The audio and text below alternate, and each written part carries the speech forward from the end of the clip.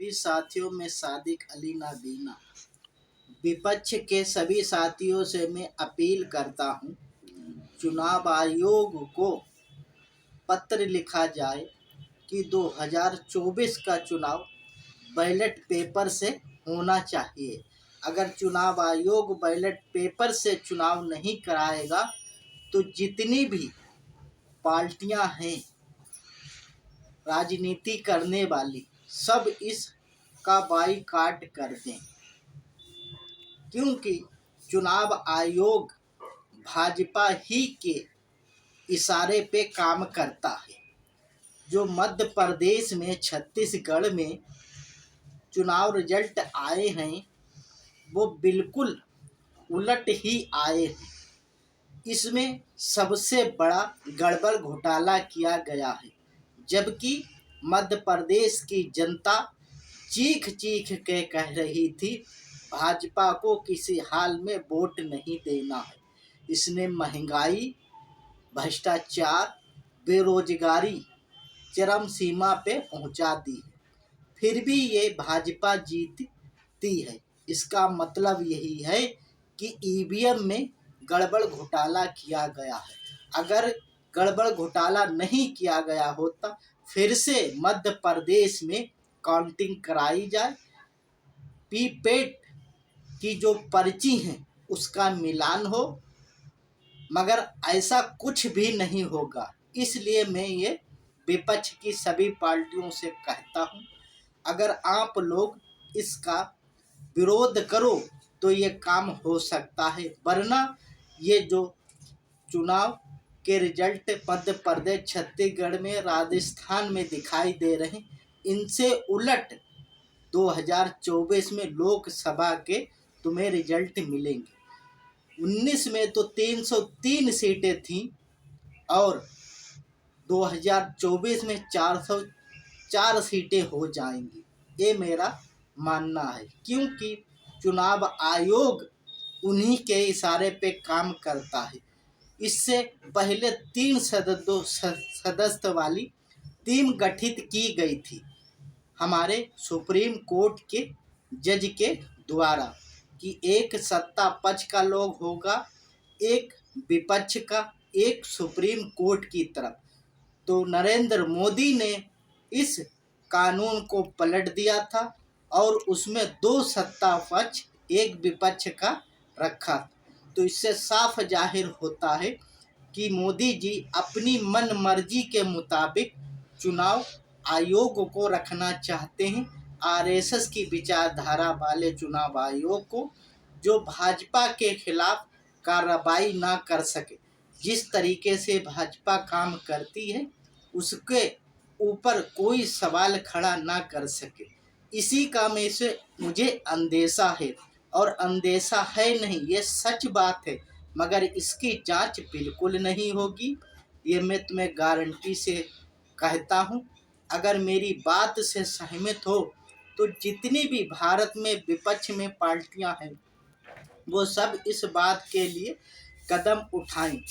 जब कर्नाटक का चुनाव हुआ था तो मैंने उस वक्त कांग्रेस वालों से कहा था कि आप कर्नाटक के चुनाव में मत गड़बड़ हो जाना, अपने दिमाग को मत भटकने देना।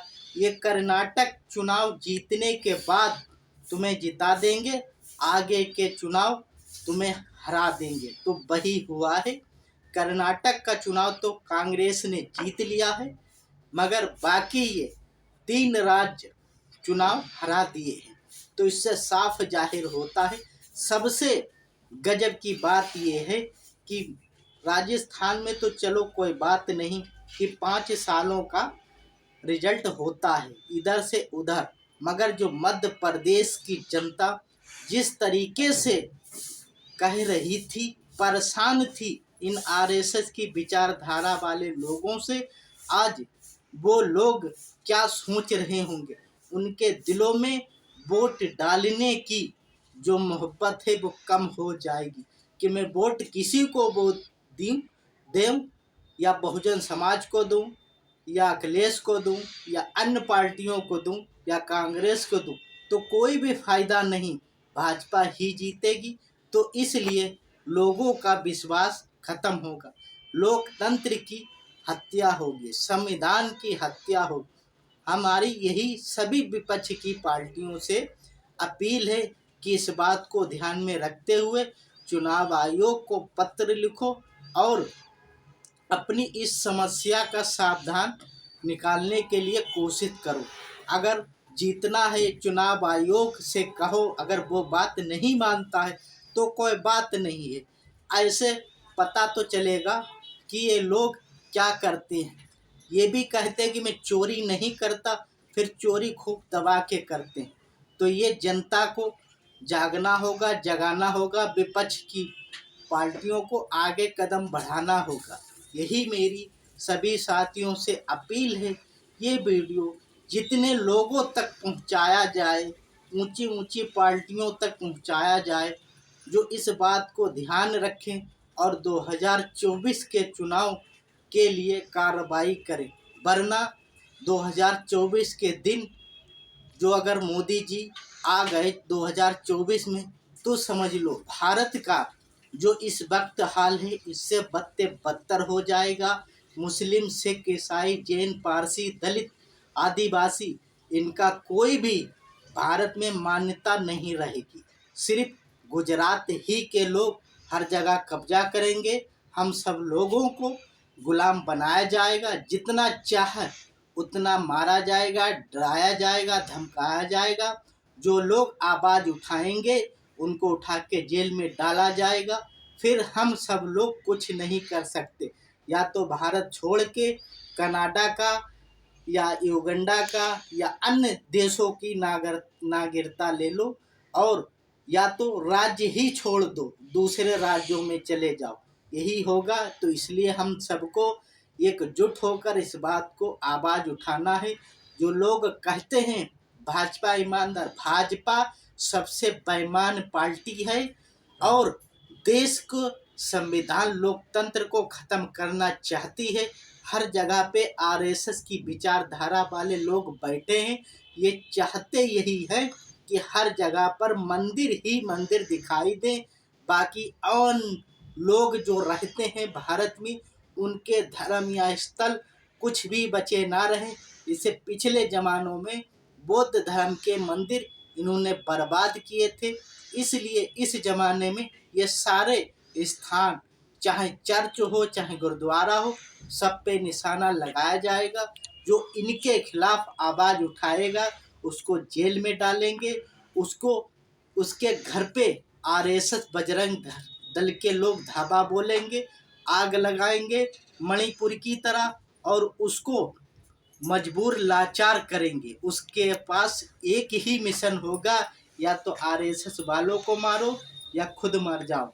इससे पहले कि हम सब लोग मिलकर इस बात की आवाज़ उठाएं और एकजुट होकर लोगों को आगाह करें। यही मेरी सभी साथियों से अपील है। इस वीडियो को ज़्यादा से ज़्यादा लोगों तक बढ़ाओ और आरएसएस की विचारधारा वाले लोग इस वीडियो को बिल्कुल गलत बताएंगे, बिल्कुल गलत बताएंगे, ये मेरा मानना है। मगर जिन जगहों पे ईवीएम बनाई गई है उन जगहों पर ईवीएम से चुनाव क्यों नहीं होता है? सबसे बड़ा सवाल यही है। अमेरिका इतना बड़ा देश है, वहाँ ईवीएम से क्यों नहीं होता? और बाकी अन्य जगह कुछ राज्य या कुछ देश ऐसे हैं, जैसे भारत है, बांग्लादेश है और एक आध जगह वहाँ ईवीएम पे होता है। बाकी सारी जगह जितने बड़े बड़े देश हैं, अमीर देश हैं, वहाँ पे ईवीएम से चुनाव नहीं होता। ये मेरी सभी साथियों से अपील है। इस बात को सोचो और समझो। लोग कहते हैं ईवीएम में गड़बड़ घोटाला नहीं, हम कहते हैं 100% गड़बड़ घोटाला होता है। अगर होता नहीं है तो फिर ईवीएम को हटा के बैलेट पेपर से चुनाव क्यों नहीं कराया जाता है? जब मोदी जी को लोग वोट देते हैं तो ईवीएम से वोट क्यों कराते हैं? मन चाहे जिससे करा लो, मगर ये नहीं, ईवीएम ही के द्वारा, चुनाव आयोग के ही द्वारा ये गड़बड़ घोटाला करते हैं। इन लोगों ने जहाँ कहीं भी चुनाव होते हैं, अगर मोदी जी कितना भी गलत काम कर दें उनके ऊपर चुनाव आयोग काम नहीं करता। विपक्ष की अगर कोई भी थोड़ी सी गलती कर दे विपक्ष की पार्टी, तो उस पर तुरंत एक्शन हो जाता है। ये दोहरा चरित्र क्यों है? इसका चरित्र यही साफ दिखाई देता है कि हर जगह पर आरएसएस की विचारधारा वाले लोग बैठे। बहुजन समाज के लोग, पिछड़े समाज के लोग पिछड़ी पार्टियों को आगे बढ़ाना चाहते हैं, मगर ईवीएम के गड़बड़ घोटाला के चलते ये पिछड़े समाज वाली पार्टियां आगे बढ़ नहीं पाती हैं। यही मेरी सभी साथियों से अपील है, इस बात को सोचो समझो, इस वीडियो को आगे बढ़ाओ। हमारा यूट्यूब चैनल सादिक अली नाबीना, अगर मेरा यूट्यूब चैनल बंद कर दिया जाए जब भी हमें कोई गम नहीं, इससे हमें कोई फ़ायदा नहीं। सिर्फ इतना है कि हम हमारे जो दिल में समझ में आता है, हमें जो सही लगता है, मैं उस बात को कहता हूँ। बंद कर दे हमें कोई बात नहीं, ट्विटर है, हम ट्विटर से ही काम चलाएंगे, फेसबुक से काम चला लेंगे। अगर ये दोनों चीज़ें बंद कर दें, हम खाली ट्विटर से काम चला लेंगे, बाकी और अन्य रास्ता खुले हैं, वो भी सब बंद कर देंगे, तो हम सड़कों पे उतर के गरीबी, मजदूरी, लाचारी, भीख मांग के लोगों के पोस्टर छपवा के मैं लोगों के सामने पेश करूंगा। मैं अब उतनी डरने वाले वक्त में अब नहीं रहा। मौत एक दिन आएगी, आज नहीं तो कल सही, मगर भारत की जनता के लिए हमको अब मुखर होके आगे आना पड़ेगा। हम अंधे जैसे आदमी आ सकते हैं, तुम लोग आंख वालो हो, इस बात को देखो और समझो कि ये भाजपा क्या कर रही है। लोग गरीब होते चले जा रहे हैं, महंगाई बढ़ती चली जा रही है, कत्ल होते चले जा रहे हैं, मदरसे, मस्जिदें, गुरुद्वारे, चर्च ये बर्बाद होते चले जा रहे हैं, और आरएसएस भाजपा वाले जीतते चले जा रहे। इसका मकसद क्या है? यही मकसद है कि ये ईवीएम से गड़बड़ घोटाला करके चुनाव जीतते हैं। कांग्रेस वालों, हम तुमसे अपील करते हैं कि इस बात को ध्यान रखो, नहीं तुम तो आरएसएस के पाले में चले जाओगे, मगर हमारा पिछड़े समाज का, दलित, आदिवासी, सिख, ईसाई, मुस्लिम समाज कहाँ जाएगा?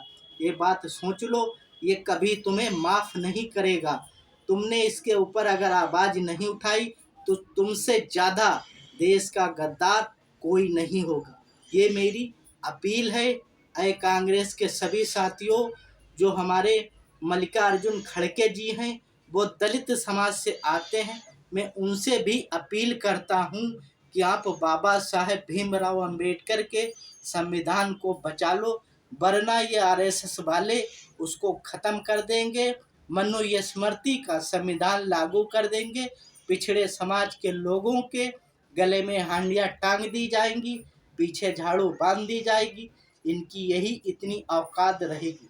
यही मेरी सभी साथियों से अपील है, इस बात को ध्यान रखते हुए इस वीडियो को आगे बढ़ाएं। जय हिंद।